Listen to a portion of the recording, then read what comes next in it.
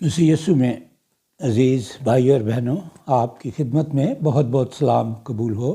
آج ہم علم المسیح کے تعلق سے 11واں حصہ دیکھیں گے اور اس کا ٹائٹل ہوگا خداوند یسوع مسیح کا ازل سے وجود۔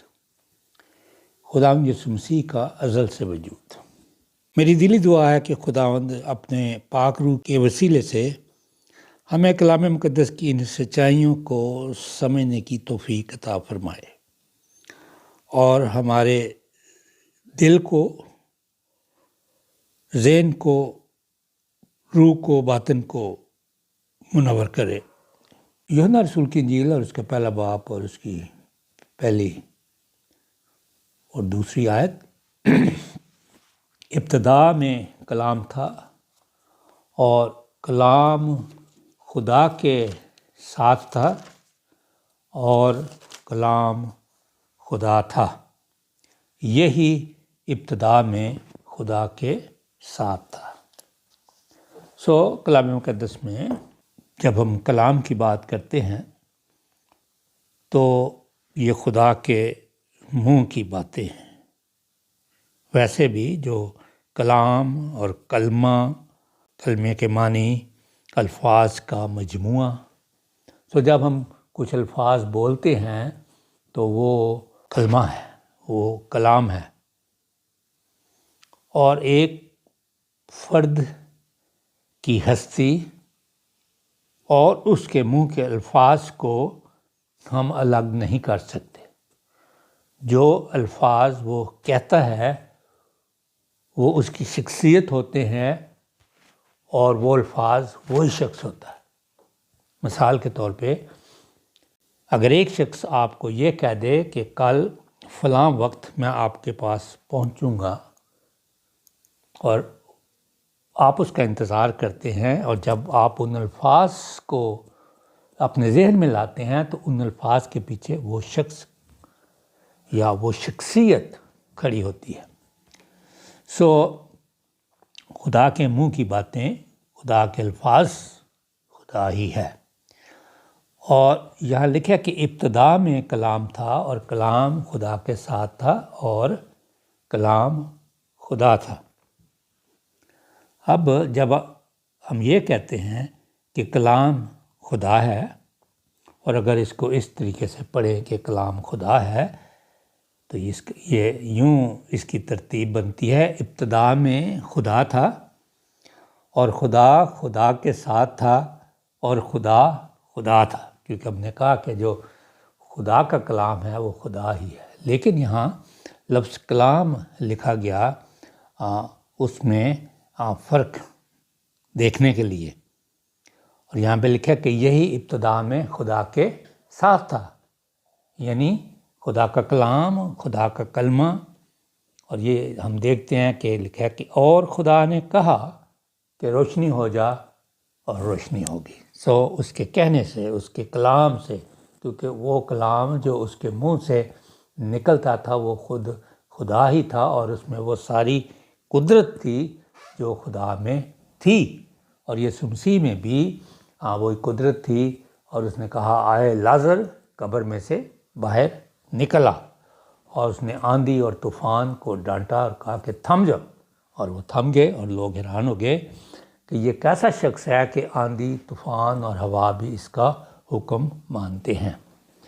ابتدا میں کلام تھا اور کلام خدا کے ساتھ تھا اور کلام خدا تھا، یہی ابتدا میں خدا کے ساتھ تھا، یعنی یسوع مسیح ازل سے ہے۔ یوحنا پہلا باب اور اس کی 14ویں آیت میں لکھا ہے اور کلام مجسم ہوا، یعنی اسی کلام نے جسم اختیار کیا، اور وہی کلام روح القدس کے وسیلے سے مقدسہ مریم پر ٹھہرا اور وہ حاملہ ہوئی، اور کلام نے جسم اختیار کیا اور فضل اور سچائی سے معمور ہو کر ہمارے درمیان رہا جب یسوع مسیح اس زمین پر تھا، اور ہم نے اس کا ایسا جلال دیکھا جیسا باپ کے اکلوتے کا جلال۔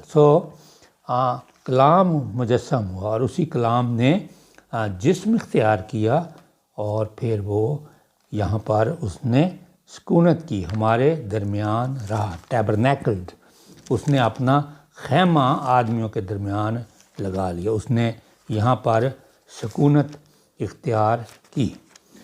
اور بڑی دلچسپ بات ہے، یوحنا جو مصنف ہے اس نے جب اپنا خط لکھے 3 یوحنا کے، پہلا یوحنا کا خط اور پہلا باب اور اس کی پہلی آیت، اس زندگی کے کلام کی بابت، زندگی کا کلام یسوع مسیح کو کہا گیا، جو ابتدا سے تھا، ازل سے، اور جسے ہم نے سنا۔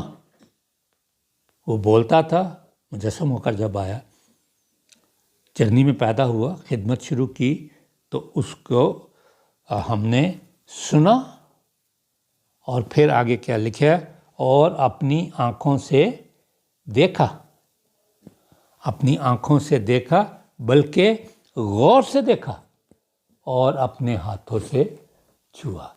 ہے تو وہ ازلی، ابتدا سے تھا، ہم نے سنا اس کو، دیکھا، غور سے دیکھا اور ہاتھوں سے چھوا۔ اور تمہا نے بھی کہا کہ جب تک میں اس کے زخموں میں اپنی انگلیاں نہ ڈال لوں، میں ہرگز اس کا یقین نہ کروں گا۔ اور اس کے بعد